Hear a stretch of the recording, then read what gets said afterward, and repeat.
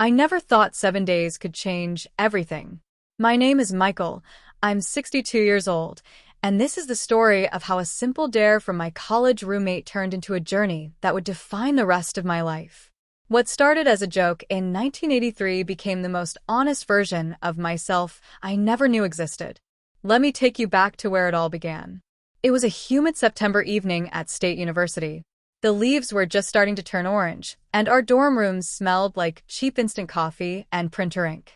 My roommate David was sprawling across his bed, flipping through a magazine when he suddenly sat up with that mischievous grin I had come to recognize as trouble. "Mike, I've got an idea that's going to blow your mind," he said, tossing the magazine aside. I looked up from my economics textbook, already suspicious. David's ideas usually involved either getting us kicked out of somewhere or spending money we didn't have. "What now?" I asked, pushing my reading glasses up my nose. "There's this party next Friday. The drama department is throwing a costume thing, real fancy. Everyone goes all out. I want us to go, but here's the twist." He paused for dramatic effect, letting the words hang in the air like smoke. I waited, knowing he was baiting me. "We go as women. Full commitment. Makeup, dresses, heels, the whole 9 yards. 1 week from today, we transform, go to the party, and see if anyone can tell." I laughed. Actually laughed out loud. "You're insane. There's no way I'm doing that." "Come on, it'll be hilarious. Think about it. We're both average height. You've got those delicate features your mom always brags about, and I've been growing my hair out anyway. We could totally pull it off." "David, that's ridiculous. What if people recognize us?" "That's exactly the point. If they do, we laugh it off. If they don't, we've just won the Best Costume Award and have the best story for the rest of our lives. 1 week, Mike.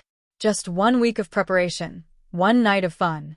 Something in his voice made me pause. Maybe it was the way he said it, like he was challenging something deeper than just my willingness to wear a dress. Maybe it was the fact that I had been feeling stuck lately, like I was going through the motions of a life that didn't quite fit. Or maybe, just maybe, there was a tiny part of me that was curious. 1 week, I heard myself say. Just 1 week, and then we never speak of this again. David's face lit up like a kid on Christmas morning. "Yes. Okay, this is going to be epic. We start tomorrow. I know a girl in theater who can help us with everything." That night, I lay in bed staring at the ceiling, wondering what I had just agreed to. The fluorescent light from the hallway cast strange shadows across the room, and I could hear David snoring softly across from me. Something felt different, like I had just opened a door I didn't know existed. The next morning, David was already up and energized, practically bouncing around the room. He had made a list because of course he had. "All right, so here's the plan. We need to go shopping for clothes, get fitted for shoes, learn basic makeup, practice walking in heels, figure out our hairstyles, pick names, and create backstories in case anyone asks questions."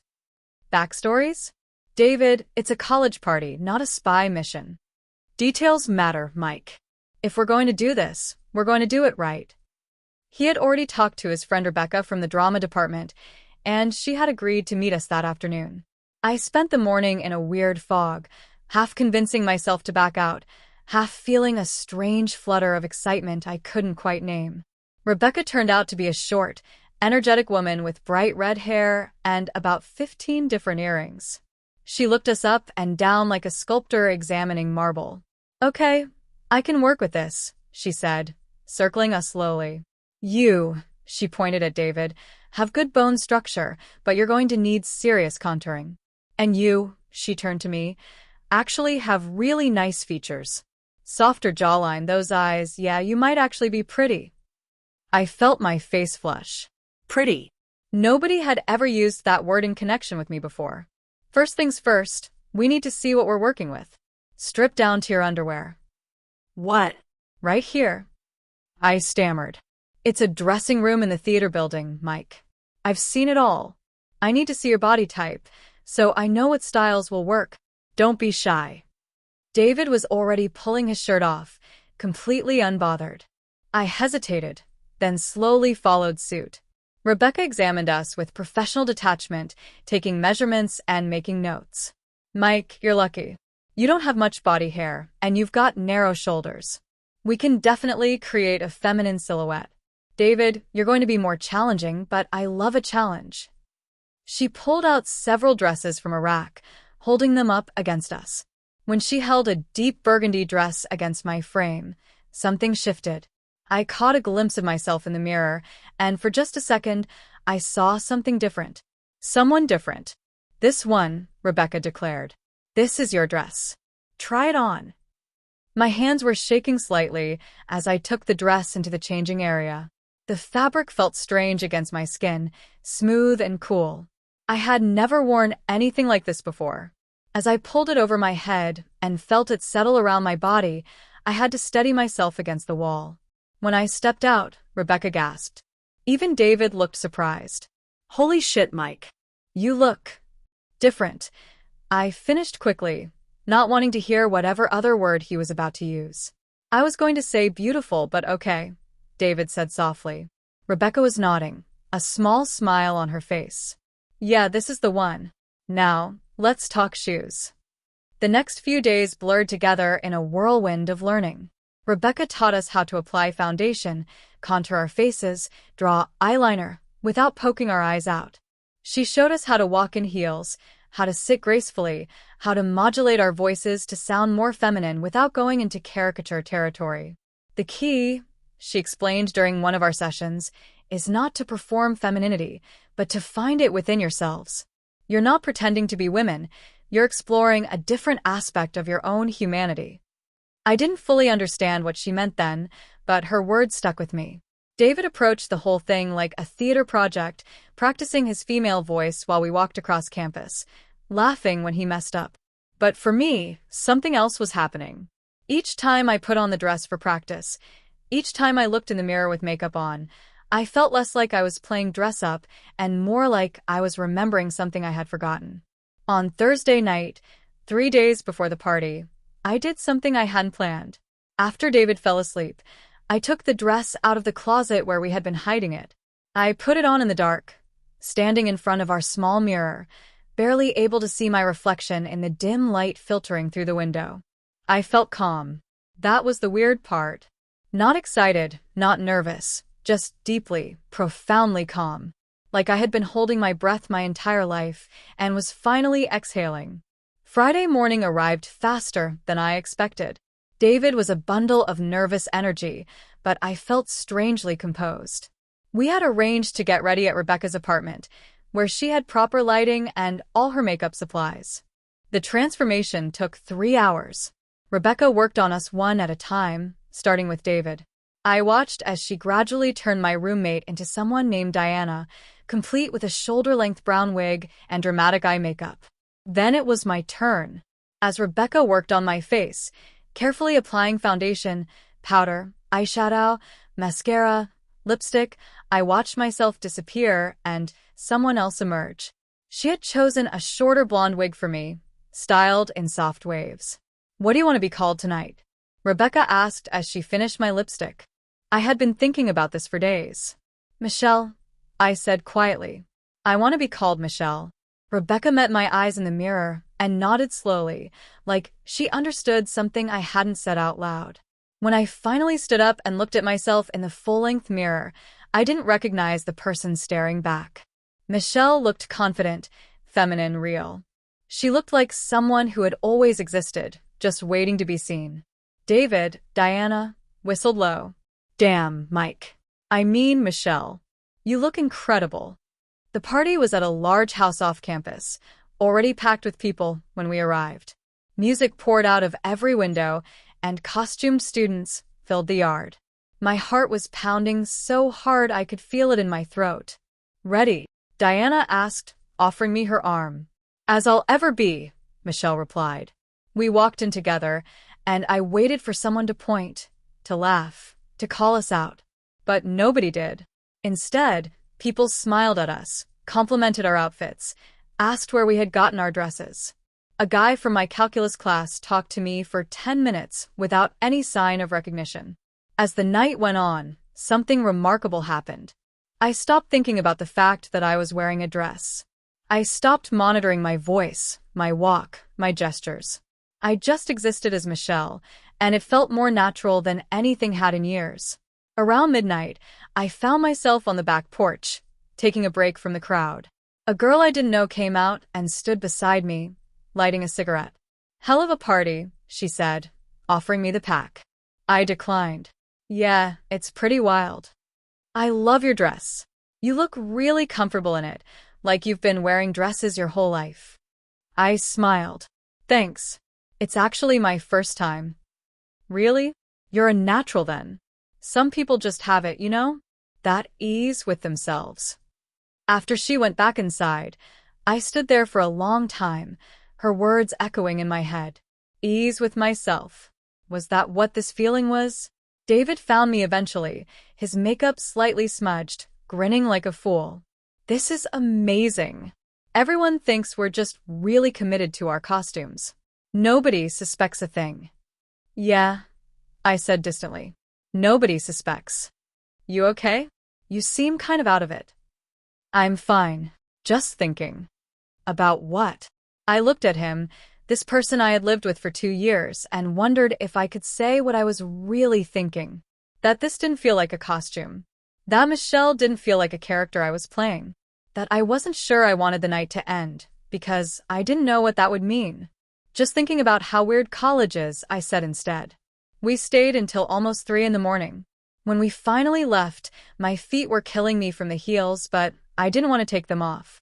Back at Rebecca's apartment, she helped us remove the makeup and wigs. As I watched Michelle disappear in the mirror, I felt an unexpected sense of loss. "So, you guys did it," Rebecca said as she packed away her supplies. "How do you feel?" "Like I just won a bet," David said triumphantly. "That was incredible." Rebecca looked at me. "And you, Mike?" I stared at my regular reflection, my own face looking strange and unfamiliar now. "I feel like something changed," I said honestly. "I'm just not sure what yet." That should have been the end of it. We had completed the challenge, had our fun, proved we could pull it off. David talked about it for days afterward, already turning it into a legendary story he would tell for years. But I couldn't stop thinking about it. About Michelle. About that feeling of rightness I had experienced. I started having dreams where I was wearing the dress again, and I would wake up feeling disappointed that it wasn't real. 2 weeks after the party, I went back to see Rebecca. I told myself it was just to return the dress and thank her properly. But when I got there, I found myself asking if I could try it on one more time. She didn't ask why. She just showed me to the dressing room and waited. When I came out, she was sitting on the couch, and she gestured for me to sit beside her. "Mike, can I ask you something personal?" I nodded, not trusting my voice. "How did you feel at that party? Not on the surface, not the fun and excitement, but deep down. How did you feel being Michelle?" I took a shaky breath. I felt like myself, more than I ever have before. And that terrifies me because I don't know what it means.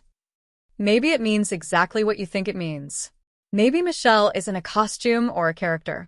Maybe she's just another part of who you are, a part you haven't let yourself explore until now. But I'm a guy. I've always been a guy. I like sports and beer, and all the normal guy things. And women can't like those things? Mike, gender isn't about what you like or how you act. It's about who you feel you are inside. And from what I saw at that party, Michelle felt pretty real to me. I stayed at her apartment for hours, talking about things I had never said out loud. About how I had always felt slightly disconnected from my body, like I was wearing a costume every day of my life. About how I had dated girls in high school because that was what guys did, but had never felt that spark everyone talked about. About how sometimes I would see women in beautiful dresses and feel not attraction, but envy. Rebecca listened to everything without judgment, and when I finally ran out of words, she said something I'll never forget. "You don't have to figure everything out right now. You don't have to have labels or answers. But maybe you could let Michelle exist sometimes in safe spaces and see how that feels. You don't have to choose between Mike and Michelle. People are complex. You can be both." That conversation opened a door I couldn't close. Over the next few months, I started visiting Rebecca regularly. Sometimes I would just come as Mike, and we would talk. Other times, I would transform into Michelle, and we would go for walks in parts of town where nobody knew me, or watch movies at her apartment, or just exist in that space where I felt most authentic. David noticed I was spending more time away from the dorm, but I made excuses about studying at the library or working on a research project. I wasn't ready to tell him the truth. I wasn't sure what the truth even was. Then came spring break. Most students went home or on vacation, but I told my parents I had to stay on campus for a special program. Instead, I spent the entire week as Michelle. Rebecca had moved to a larger apartment by then, and she offered to let me stay with her. For 7 days, I didn't have to hide. I woke up as Michelle, made breakfast as Michelle, lived every moment as the person I was beginning to understand was more than just a role I was playing. By the end of that week, I knew something had fundamentally shifted. This wasn't an experiment anymore. This wasn't a phase or a curiosity. This was discovering a part of myself that had always been there, just waiting for permission to exist. But reality came crashing back when school resumed. I had to pack away the dresses, remove the makeup, and return to being Mike full-time. The disconnect I had always felt was worse now because I knew what the alternative felt like. I started struggling in my classes. My grades dropped. I stopped hanging out with David and our other friends. I was depressed in a way I had never experienced before, and I didn't know how to explain it to anyone. One night, David confronted me. We were both in the dorm room, the tension between us thick enough to cut. "Mike, what's going on with you? You've been weird for months. Ever since that party, actually. Did something happen?" I wanted to tell him. I wanted to explain everything. But the words stuck in my throat, heavy and impossible. "I'm just stressed about school," I lied. "Bullshit. I know you, man." "This is something else. Is it about wearing the dress? Did that mess with your head somehow?" "No. Yes." "I don't know." I was fumbling, panicking. "Can we just drop it?" "Not if you're falling apart. You're my friend, Mike." "Talk to me." And maybe it was the exhaustion or the depression or just the desperate need to be honest with someone from my old life. But I found myself telling him everything. About the visits to Rebecca, about being Michelle, about how I felt more like myself in a dress than I ever had in jeans and a t-shirt. David listened to all of it in silence, his expression unreadable. When I finished, I felt raw and exposed, certain I had just destroyed our friendship. He was quiet for a long time. Then he said, "So the 1-week challenge became something bigger." "Yeah, I'm sorry." "I know it's weird, and you probably think I'm crazy." "Mike, shut up. I don't think you're crazy. I think you're figuring out who you are, and that takes guts. I'm just sorry you felt like you couldn't tell me sooner." Relief flooded through me so intensely, I almost cried. "Really? You're not freaked out? I mean, it's a lot to process. But you're still you, right? You're still my friend who stays up too late arguing about movies and makes terrible coffee and forgets to do laundry until you have no clean clothes left. You're just also Michelle sometimes. I can handle that." Having David's support changed everything. I didn't have to hide as much. He would cover for me when I went to see Rebecca, and he even came with me a few times, wanting to understand this part of my life better. But college was a bubble, and eventually bubbles burst. Graduation came faster than I expected. David moved to California for a job in marketing. Rebecca got cast in an off-Broadway production and moved to New York. And I took a position at an accounting firm back in my hometown, moving back in with my parents while I saved money for my own place. Going back home meant going back into the closet. I packed away all of Michelle's clothes, telling myself it had been a college phase, something I could leave behind as I entered the real world. My parents were proud I had a good job. I dated a nice girl named Sarah who worked at the bank. Everything looked normal and right from the outside. But inside, I was dying. Every day felt like acting, like playing a character in a play that would never end. I would wake up and have to consciously remember how Mike was supposed to act, what Mike was supposed to want, how Mike was supposed to exist in the world. Sarah could tell something was off. 6 months into our relationship, she broke up with me, saying she felt like I was never fully present, like part of me was always somewhere else. She was right, of course. Part of me was somewhere else. Part of me was Michelle, locked away and fading. I threw myself into work, pulling long hours, volunteering for extra projects, anything to avoid going home to my empty apartment and facing myself in the mirror. My parents worried I was working too hard. My colleagues thought I was dedicated. Nobody knew I was just running from the truth. Then, 3 years after graduation, I got a call from David. He was getting married and wanted me to be his best man. The wedding was in California, which meant I would have to travel across the country and face someone who knew my secret. Part of me wanted to make an excuse, to avoid it entirely.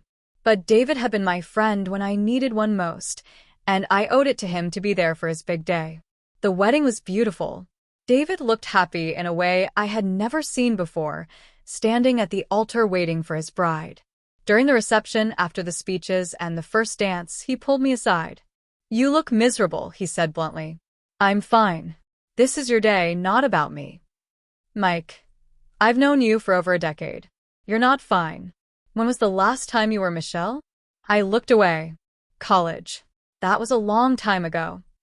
"That's bullshit, and you know it. Michelle wasn't some college experiment. She was you figuring out who you really are." "What happened?" "Real life happened, David. I can't just wear dresses to work. I can't tell my parents their son wants to be their daughter sometimes. I can't. Can't or won't. Look, I'm not saying it's easy. But I remember how alive you looked when you let yourself be Michelle. And I remember how dead your eyes look right now. Is this really the life you want? Hiding who you are until you're so buried you forget she ever existed." His words hit me like a physical blow. I excused myself and spent the rest of the reception on autopilot, smiling and making small talk while my mind raced. On the flight home, I made a decision. I was going to give myself one more week. Just like that first challenge. 1 week to be Michelle again, to see if that person still existed, or if I had successfully buried her under years of denial. I took a week off work, telling my boss I needed a mental health break. I drove 3 hours to a city where nobody knew me and checked into a small hotel under the name Michelle. I had brought a suitcase full of clothes I had secretly been collecting over the years, hidden in the back of my closet behind winter coats and old textbooks. That week was both liberating and painful. Being Michelle again felt like coming home after a long journey. But it also made me realize how much I had been sacrificing, how much of myself I had been killing just to fit into a world that demanded I be someone I wasn't. On the last day of that week, I sat in my hotel room and cried. Because I knew I couldn't keep doing this. I couldn't keep splitting myself in half, giving the world Mike while keeping Michelle locked away. Something had to change. When I got back home, I started seeing a therapist. It took me 3 sessions before I could even bring up the real issue, but Dr. Martinez was patient and understanding. She helped me understand that what I was experiencing had a name, that I wasn't alone, that there were paths forward I hadn't considered. Over the next year, I slowly started making changes. Small ones at first. I grew my hair out slightly longer than typical for men. I started wearing more androgynous clothing when I wasn't at work. I came out to a few close friends, testing the waters. Some people were supportive. Others drifted away. My parents struggled with it when I finally told them, but they didn't reject me entirely. They asked for time to process, which I gave them. The hardest conversation was with my boss. I knew that coming out at work could cost me my job, but I also knew I couldn't keep living a life 40 hours a week. I scheduled a meeting with HR and explained my situation, my hands shaking so hard I could barely hold the papers I had brought. To my surprise, they were professional about it. The firm had non-discrimination policies that included gender identity, though they had never had to implement them before. We worked out a transition plan, a timeline for when I would start presenting as Michelle at work, how we would communicate it to clients and colleagues. It wasn't perfect. Some clients requested different accountants. Some colleagues acted uncomfortable around me. But I survived it. Michelle survived it. The transformation wasn't overnight. It took years of therapy, of learning to exist in the world as my authentic self, of dealing with the stares and questions and occasional hostility. There were days I wanted to give up, to go back to the safe comfort of pretending to be Mike. But then I would remember that feeling from the very first time I wore that burgundy dress. That sense of rightness, of finally being home in my own skin. And I would keep going. I'm 62 now, as I said at the beginning. That 1-week challenge happened nearly 40 years ago. It's been a long, complicated journey from that college party to where I am today. I've lost people along the way. I've also found amazing, supportive people I never would have met otherwise. I met my partner, James, 15 years ago. He loves me as Michelle, as the person I fought so hard to become. We have a small house in the suburbs, 2 cats, and a garden I'm unreasonably proud of. My parents came around eventually, though it took them years. They're both gone now, but before they passed, they told me they were proud of who I had become. David is still in my life. He and his wife visit every year, and we laugh about that college dare that changed everything. He jokes that he created a monster. I joke that he just opened a door I was too scared to open myself. People always ask me if I regret it.